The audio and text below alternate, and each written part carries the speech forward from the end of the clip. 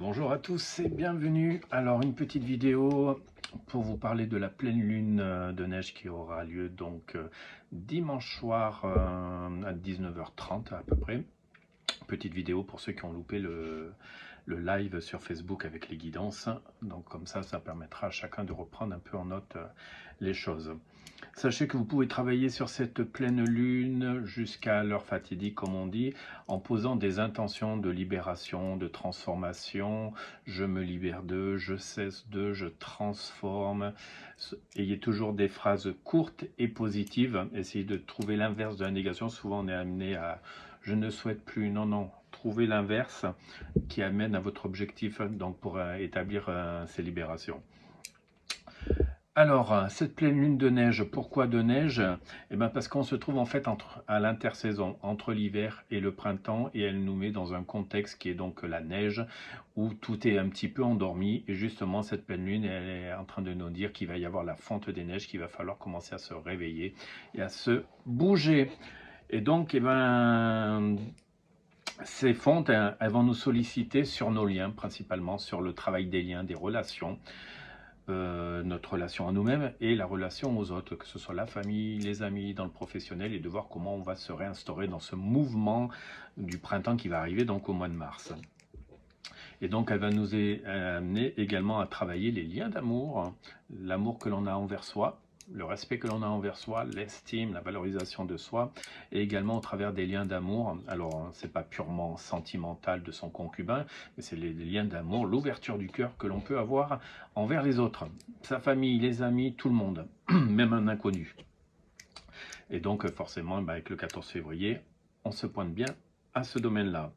Et donc, en fait, cette pleine lune nous amène simplement à être à l'écoute de nous positionner dans notre vérité, de voir notre vérité, de l'expérimenter, et donc de l'honorer. Donc ça nous amène à un super défi, c'est de se réveiller, savoir si on est prêt, de savoir si on ne l'est pas, et de savoir ce que l'on peut mettre en place pour nourrir cette vérité. Donc ça nous demande d'aller au fond de nous, ça va nous amener à travailler donc notre motivation, nos passions, ce qui nous fait plaisir, ce qui nous fait vibrer, la confiance en soi et également la créativité, parce que il va falloir la manifester dans quelques temps au printemps. Ça va être de la manifester, la matérialiser pour certains, peut-être plus que d'autres, mais en tout cas on le travaille tous à un moindre degré. Et donc la grosse demande, c'est apprendre l'art d'expansion grâce au développement de soi. Alors c'est pas forcément le développement spirituel, vous voyez, purement qu'on peut l'entendre souvent dire je travaille sur moi, tout ça. C'est simplement le développement de soi. Oser se développer, s'affirmer, rayonner, tout simplement sans calcul, c'est comment je vais apprendre à faire cela. Eh bien, ça va nous demander d'explorer nos mémoires, nos souvenirs, nos mémoires akashiques, karmiques peut-être pour certains, ou simplement nos mémoires du corps, nos cellules, et de se reconnecter à tout ce qui est notion de sentiment, de notre sagesse, ce qui est juste, pas juste, dans mes idées, dans mes paroles aussi.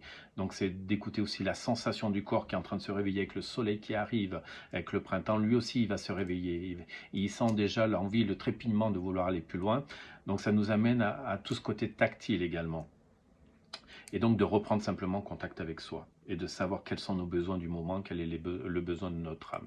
C'est expérimenter aussi son territoire. Alors qu'est-ce que j'appelle par son territoire?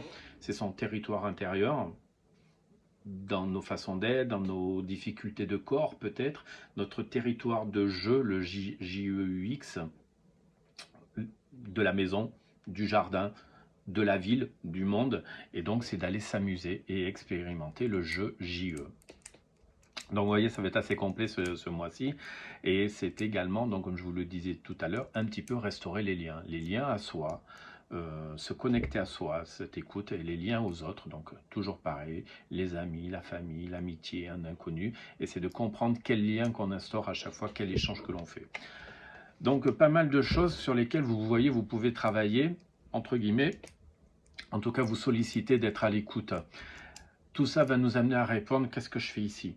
À l'instant présent, je suis en train de me réveiller, qu'est-ce que je suis amené à faire? Qu'est-ce que je fais là?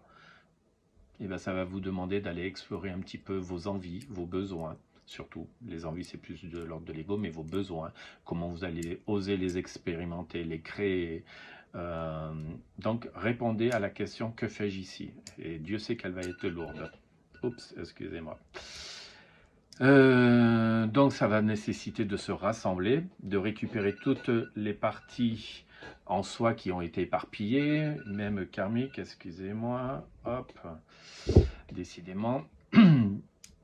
Donc c'est de se rassembler, de s'aligner, de comprendre ce qui se passe, valoriser donc son espace sacré, donc c'est avec nos émotions, c'est nos tripes, c'est valoriser cet espace dans lequel on vit, ce corps également, donc c'est valoriser cet espace sacré, subtil et matière également. De se reconnecter à ses racines, d'où le jeu du territoire, travailler son ancrage. Voilà, le masculin va vouloir s'exprimer, s'affirmer, donc il va être important d'être bien dans ses racines, de savoir où l'on est et où en quelque sorte on crèche. Et donc d'augmenter notre potentiel de mémoire, de connexion, afin de s'en servir. Pourquoi? Pour se reconnaître soi et non pas chercher la reconnaissance de l'extérieur pour soi, mais c'est bien de se reconnaître soi avant tout. Voilà. Comment? Eh ben, l'expérimentation de la vie. Simplement, c'est elle qui va vous donner ça. C'est d'aller oser expérimenter la vie avec des nouvelles données, avec des inconnus, aussi des parties inconnues. C'est d'aller oser et de voir comment on réagit, comment on s'anime dans tout ça. Et donc, c'est se réveiller avec cette nouvelle impulsion, avec cette maturation et sagesse que l'on a fait durant cet hiver, je dirais, tout le tri que l'on fait, donc on a mis ça de côté, il me reste ça, et ben ça va être de valoriser ces qualités, les amener encore plus loin, peut-être encore de continuer d'en trier, et donc c'est de respecter tous ces espaces. Et donc, comme je vous disais tout à l'heure, c'est de respecter son espace sacré. Mais ça va nous amener aussi dans ce travail en lien de respecter l'espace sacré de l'autre. C'est sa vérité. Moi, j'ai la mienne, je vais travailler la mienne, mais je vais devoir aussi accueillir celle de l'autre. Et tout le monde a raison. Parce que chacun a son histoire, chacun a son chemin de vie, chacun a sa mission d'âme.